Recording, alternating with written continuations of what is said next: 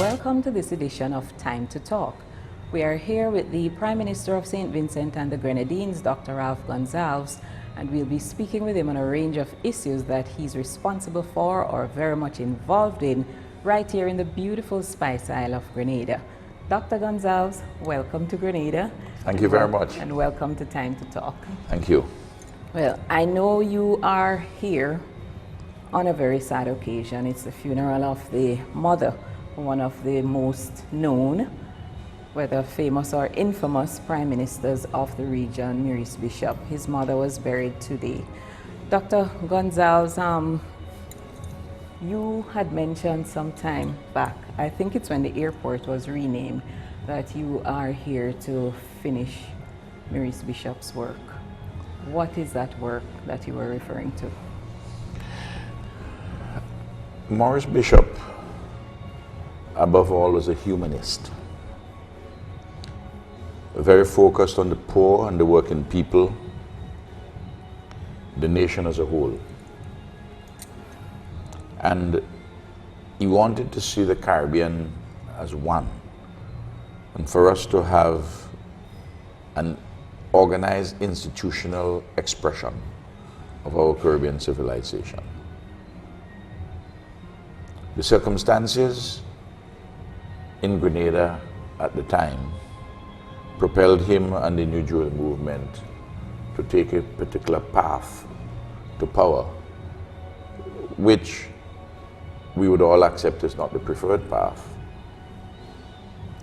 but that was the only path reasonably available. And in government, he did a tremendous amount of work in education, in housing, in seeking to build agro-industries, to lift the consciousness and the cultural outlook of the people of Grenada, make Grenada a proud nation in the international system, to build an equality of opportunity, to eradicate poverty, to ensure that marginalization would be a thing of the past.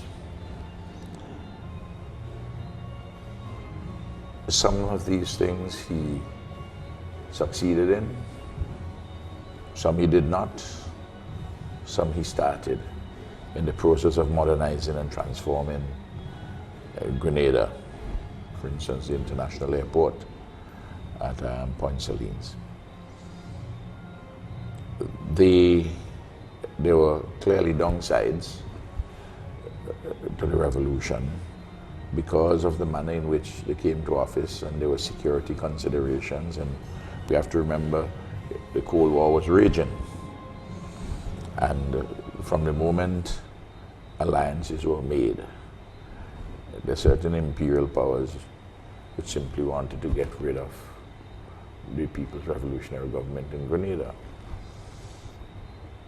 So in talking about working within the tradition of Maurice Bishop, is really to work within the tradition of humanism, to ensure that the poor, the working people, the nation as a whole are elevated, to seek to further ennoble our Caribbean civilization in all its dimensions, and to do so within a profoundly democratic framework, respecting individual rights, and to build by way of consensus. I mean, I knew Maurice Bishop quite well, and that's why I said to you that he was a Democrat, but who had to use revolutionary means to come to power.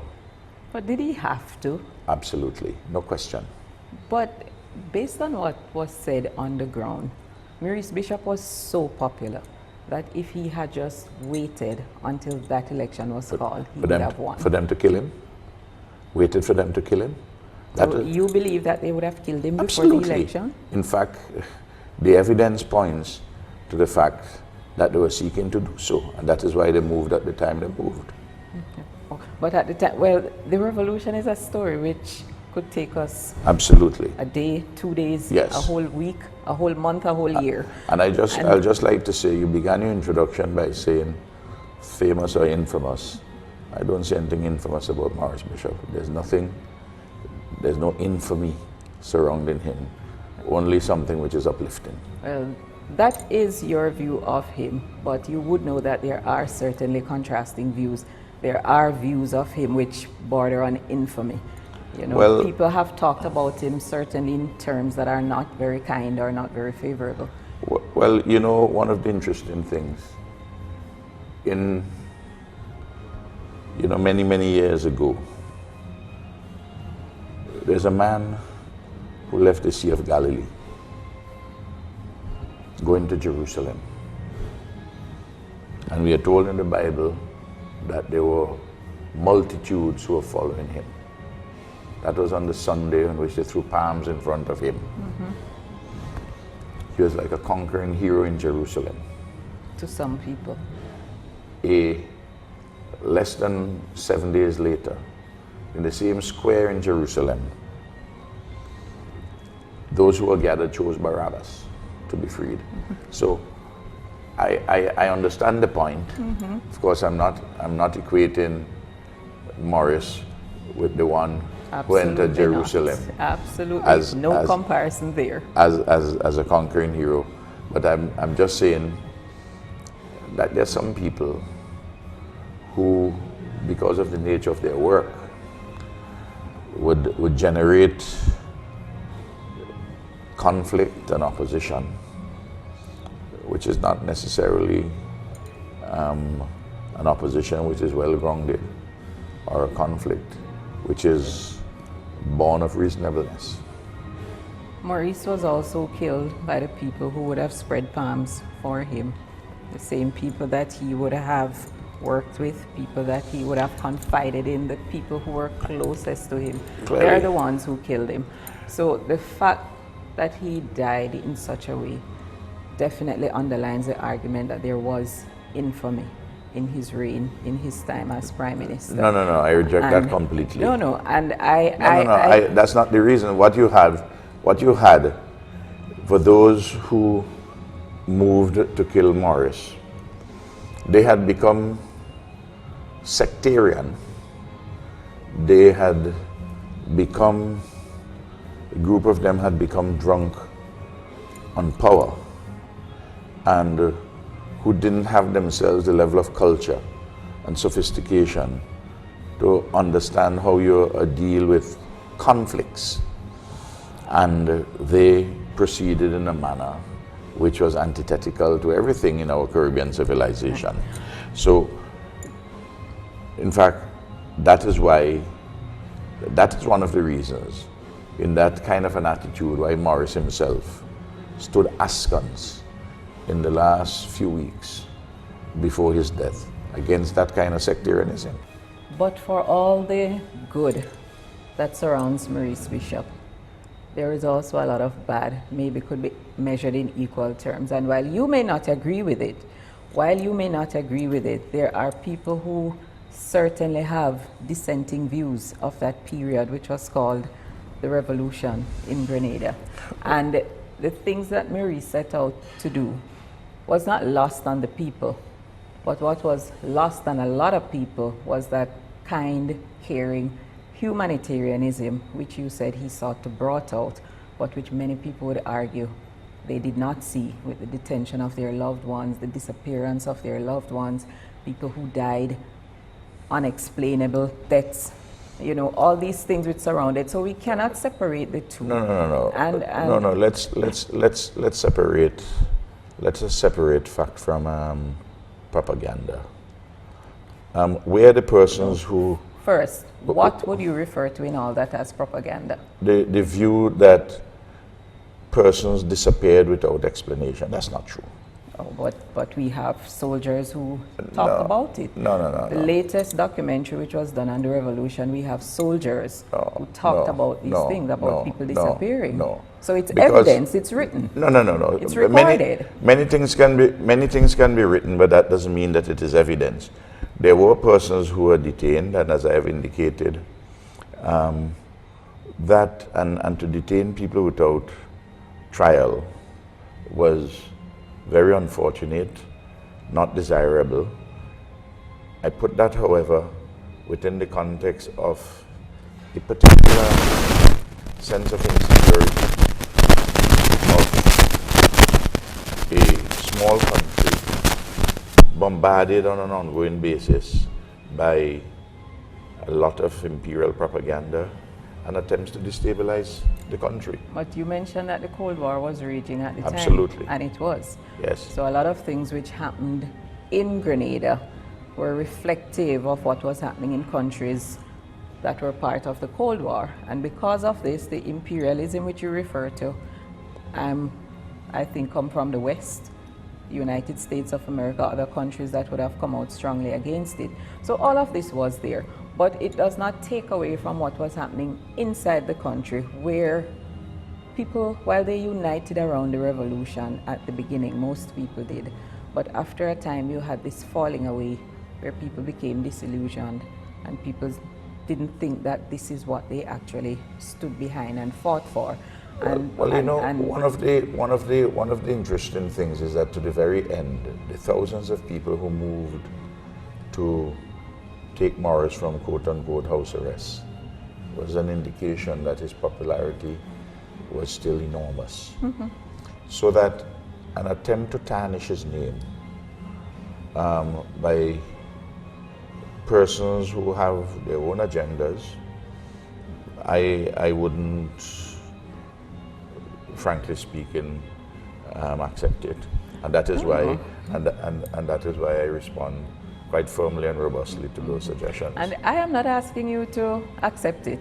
Yes. I'm just stating that this is a part of the history of Maurice Bishop and it cannot be separated. The good he did cannot be separated from what people, from the bad that happened during that regime. You know what your argument sounds to me like? People who will tell me, oh, colonialism did some bad, but they did some good, and you draw up a ledger. You take off 10 points with the good and 10 points where the bad. Wait. Let me finish the point. And in that way, seek not to make an overall judgment. I am saying to you that there were matters which occurred during the revolution which ought not to have taken place. But I think any dispassionate person looking at the circumstances would look at the thrust and the achievements of the revolution, which were enormous, and in fact still stand today to the credit of the people of Grenada, not just Maurice and those who are around him. Well, that final statement you made is exactly what I'm saying. That's exactly what I'm saying. It's a total, it's a whole. It happened, it's history.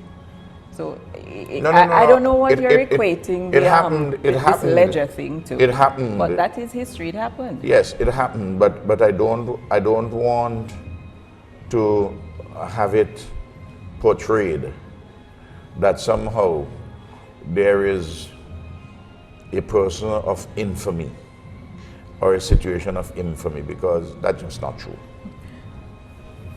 I still maintain, not from your perspective, Dr. Gonsalves, but when history is written, we cannot dictate to people how they see history.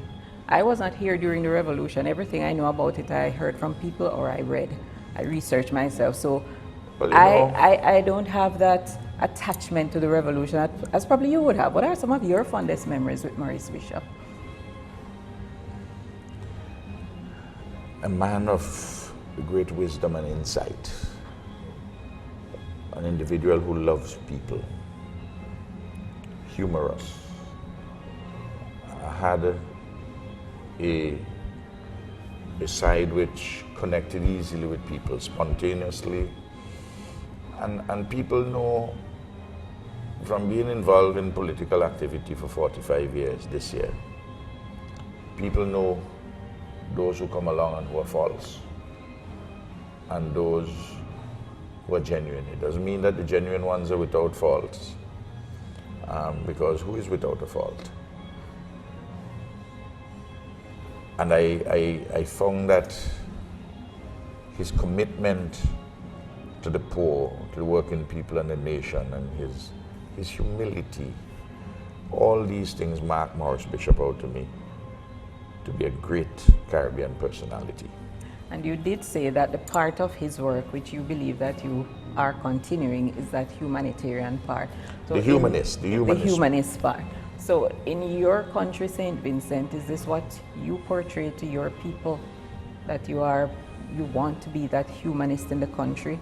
Well, the philosophy which my party follows is a philosophy of progressive social democracy. We have a vision which is people-centered.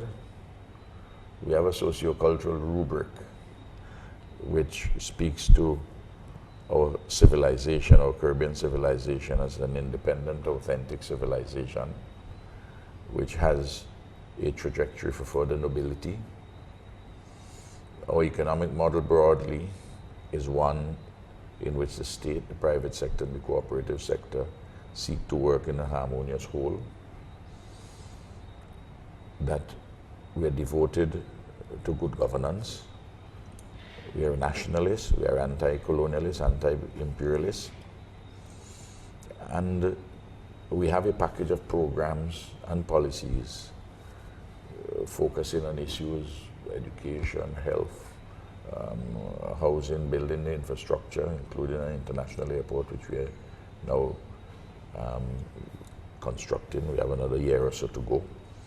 And basically to lift the material and cultural life of people.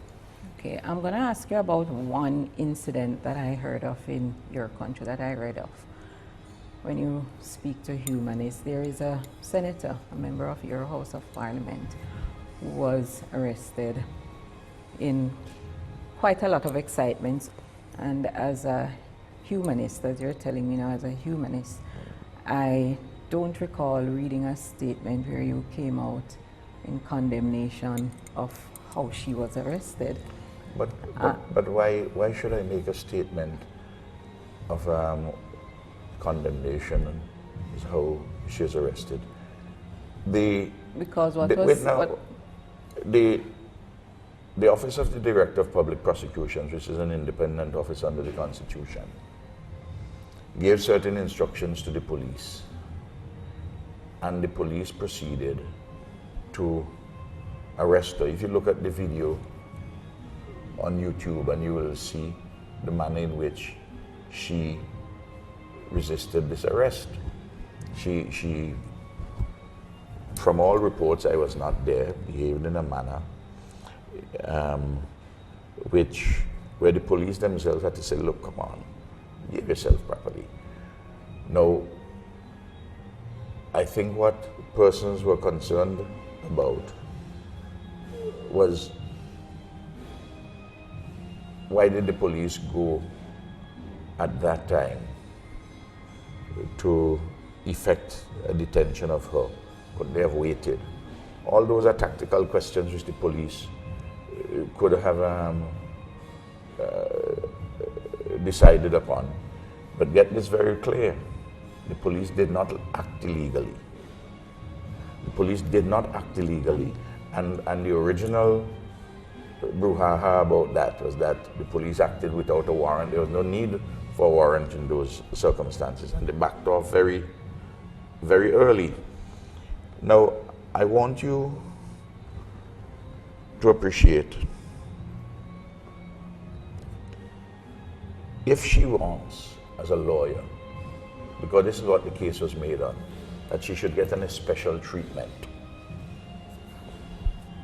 Well, if you call for a special treatment, you should have a special obligation yourself to the law. The fact of the matter is this: the Court of Appeal held in the case that she was untruthful in affidavits both before the High Court and before the Court of Appeal. And the untruthfulness of those affidavits connected to a matter where she made a complaint against Ralph Gonsalves under the election law. A complaint which turned out to be false. So that if you want a special treatment, as a lawyer. You ought not to be swearing falsely in affidavits. I don't want to go into the merits or demerits. No. I'm not. But I'm not going into the merits or demerits of the case. All I am doing is responding to the question which you raised. Why did I not make a statement? And I'm giving you the text, and I'm giving you the context. You may not appreciate either the text or the context, but I have to give it to you.